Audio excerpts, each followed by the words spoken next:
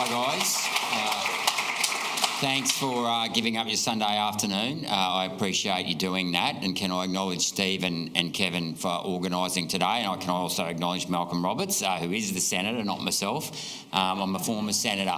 But look, there's been some very good food for thought put out here this afternoon. I didn't come here with a pre-arranged script because, I think these things we have to go with the flow.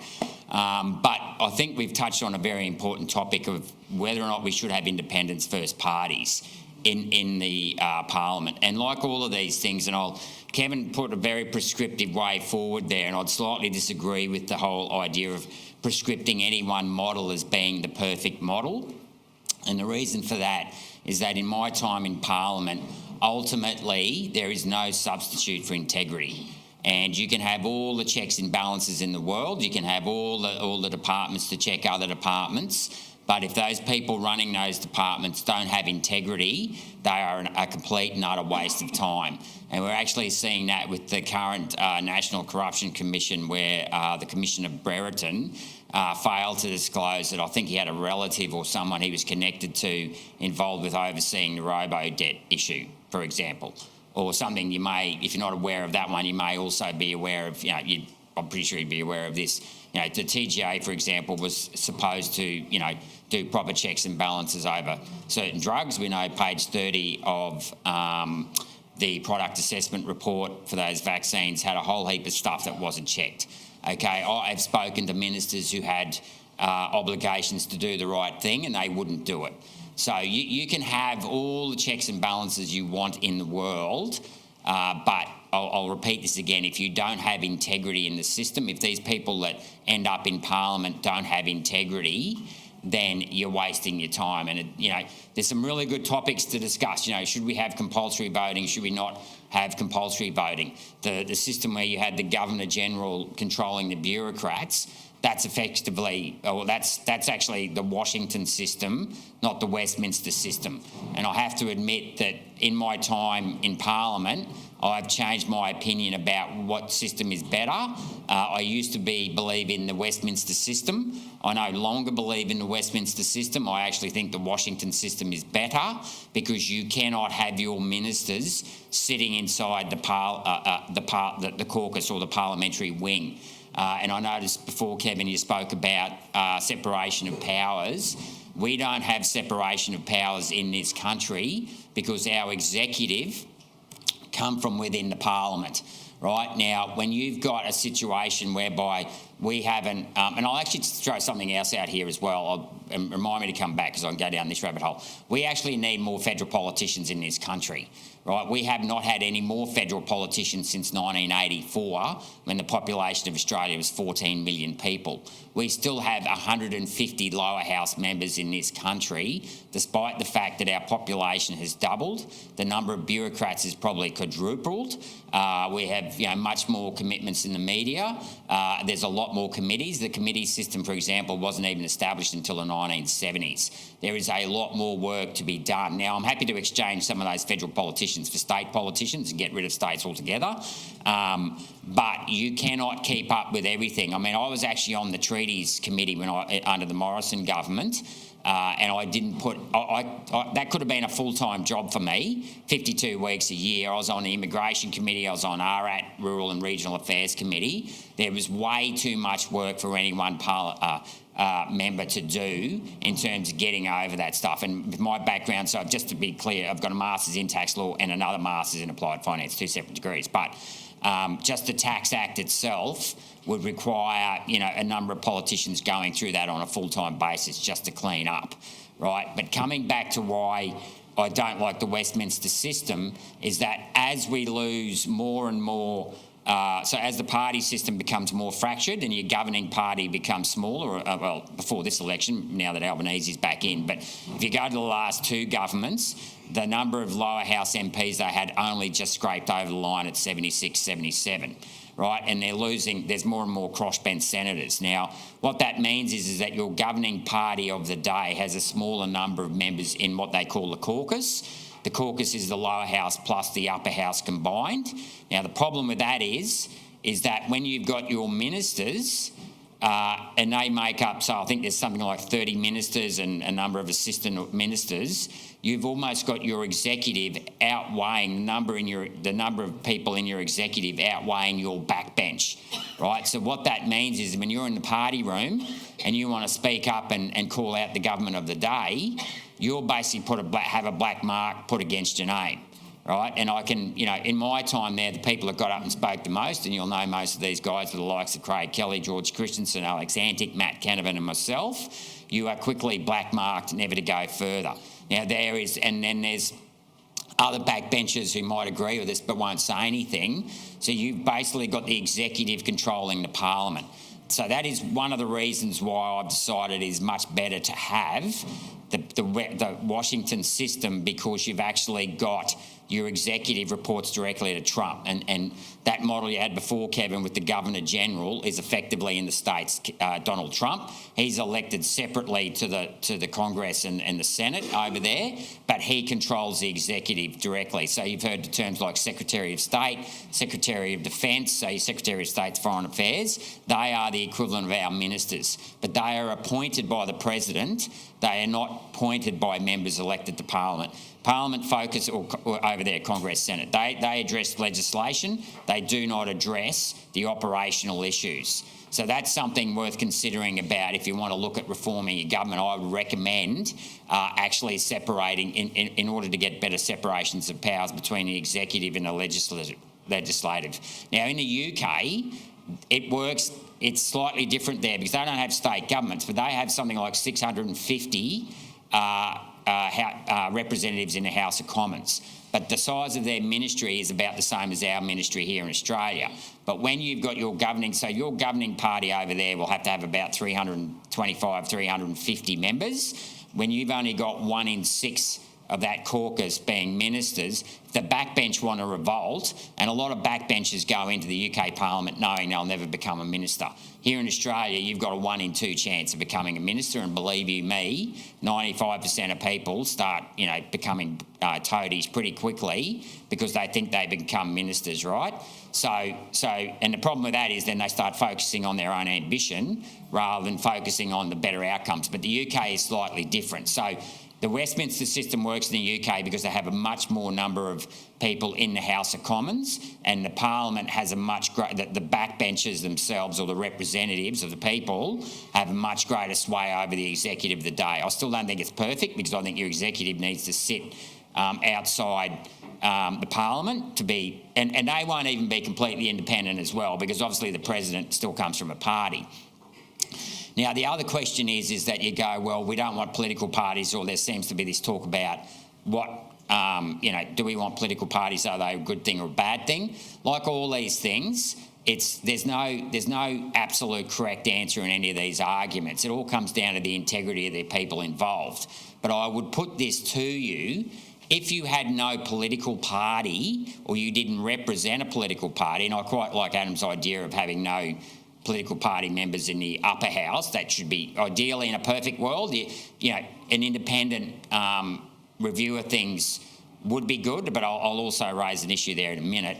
But how would you sell policy, right? Because I'm here to deliver outcomes, and the process obviously is very important, but the process means nothing if you don't get the outcome you want.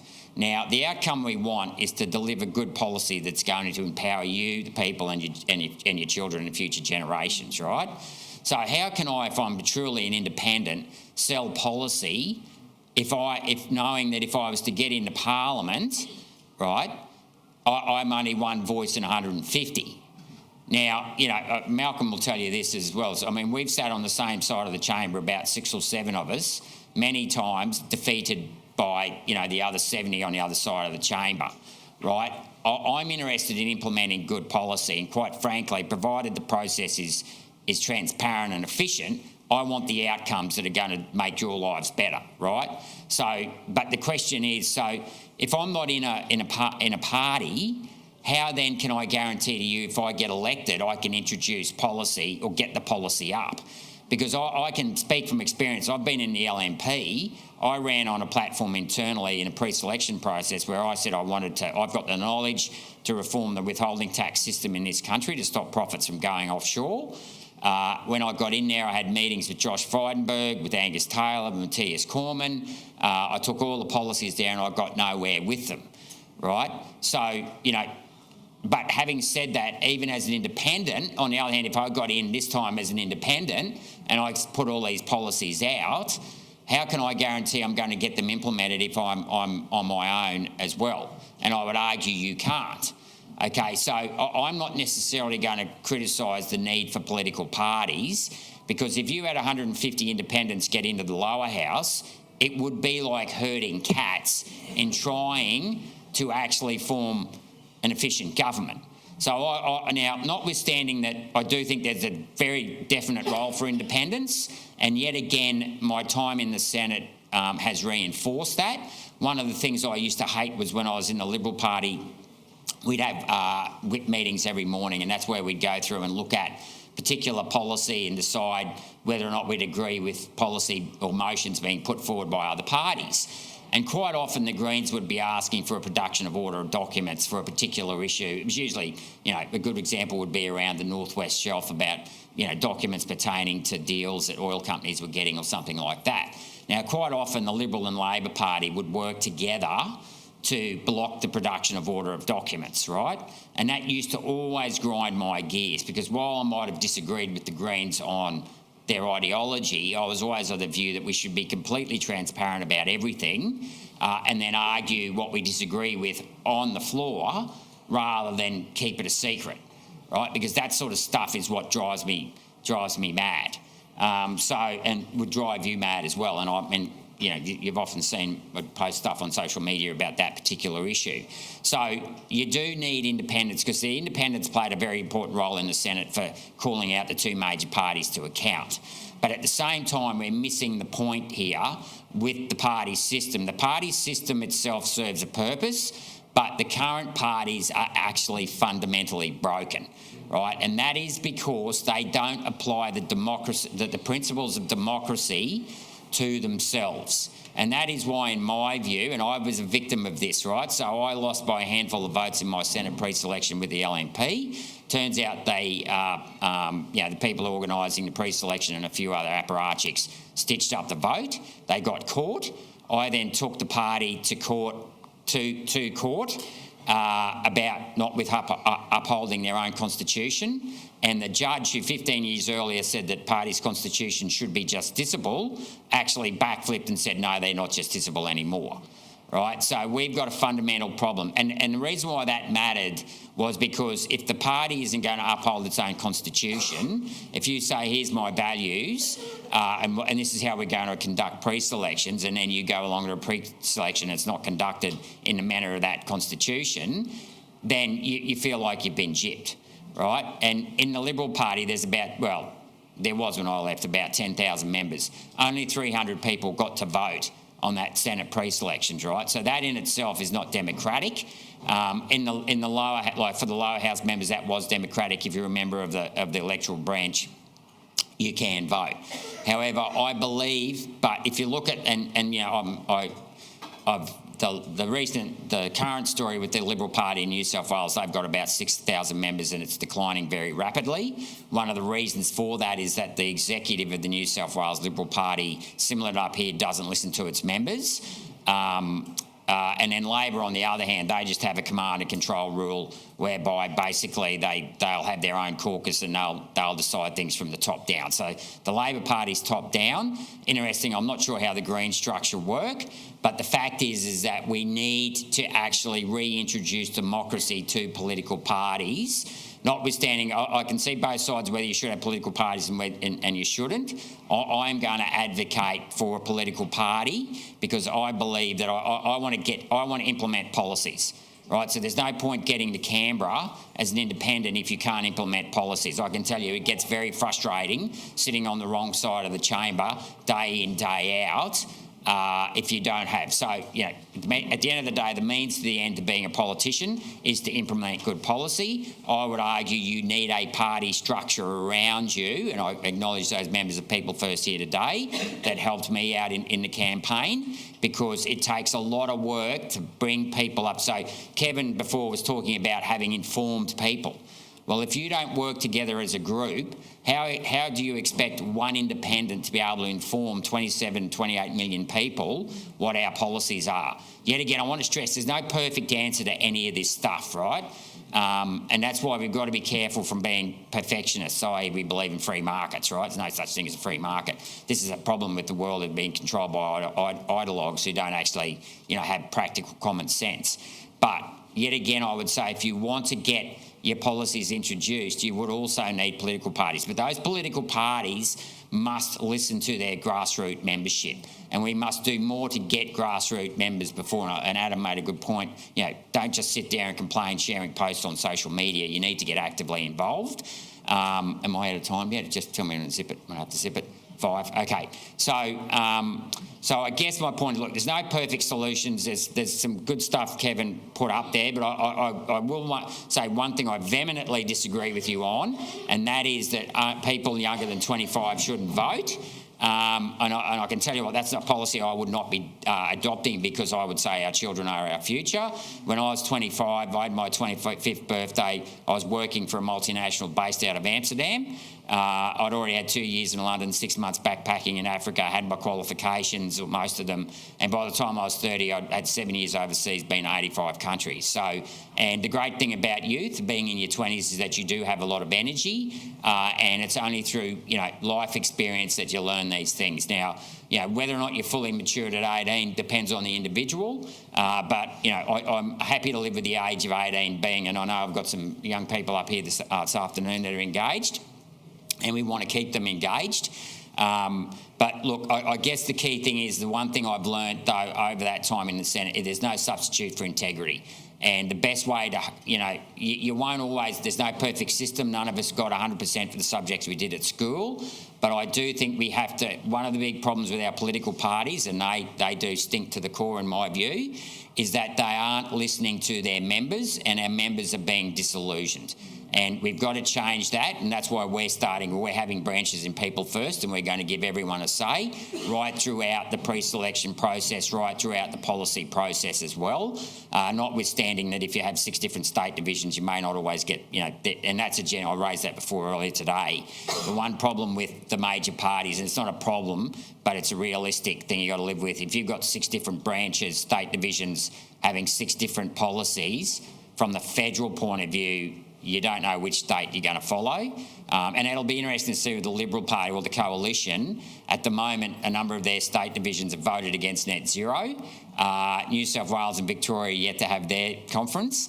But it's going to be interesting to see whether those 2 divisions, in particular the 2 biggest divisions, but they also happen to be the most sort of left-wing part of the party, if they decide to go with net zero or not. Because if they don't, you're going to have this problem with the federal politicians of which division are they going to follow. Like I said, there's no perfect solution to any of this, but what I would urge you to, always look for the people with the most integrity and the people that will stick to their values, through thick and thin. Because you won't win every battle, and not every system's going to pick. You can have systems that pick really good people, you can have systems that pick really bad people, and whether or not it was compulsory or preferential, and there's lots of different ways about the preferential system, you can have that argument as well. It really matters. What matters the most is, and in many cases, it's the people who get their name on the ballot ticket. It's not even, so you take the case with here in Australia, we have 150 lower house members, of which, let's put aside the recent 2 last elections, say around about 2000, up until about 2019, about 140 of those 150 seats came from the 2 major parties, right? So and of them, you might have 30 marginal seats in the country, say 100, if not 120 are safe seats. They're either blue or red, right? The real election's not the general election. The real election is the pre-selection that goes on within the party. So up here in the Liberal Party, for example, there's 10,000 members. For the Senate, there's 300 people get to vote. Only 3% of the party got to vote on the pre-selection. But I will say this to you, when we marched at those rallies in November 21 against the vaccine mandates, there were 30,000 people or thereabouts that marched up here in Queensland. That was 3 times the number of people in the LNP. So I guess, so it's interesting. And then, Kevin, you also made the point about uninformed people not speaking up. What's your definition of mature and uninformed? Because I would argue that's too subjective to apply. Your idea of someone that's uninformed or immature would be, someone might look at you and think you're uninformed, immature. I'm not saying you are. But my point is that stuff, you can't legislate that stuff. It's too vague, right? But what does matter is that we are controlled by a small percentage of the people in this country, and that's okay, because you know what? I just spoke to my father on the way down here on the farm. He's from Artervale. So Artervale was one of those towns flooded earlier this year. There's still people from the Gold Coast driving out there donating food to people at Artervale, right? There's people out there making their contribution to society in all sorts of ways, and that's okay, because I don't blame them if they don't want to get involved with politics. It's bloody toxic, right? It's frustrating. You're banging your head against the brick wall. What's important, however, is that you people are engaged in politics, and because you are that 1%, and it probably is only the 1%, you will get the power eventually if you get actively involved with your party. You hold your branch meetings, you go out and go to events and spread the word around. I mean, if you want to join people first, please do so. But the key point is that, you've got the energy. The fact that you're here this afternoon already gives you, shows your integrity, your willingness and passion to fight for this country, and that's an advantage. So, thanks for having me here this afternoon. Thanks for participating and giving up your Sunday afternoon. And I will encourage you to use your energy and obviously your integrity to try and make this country a better place. Thank you.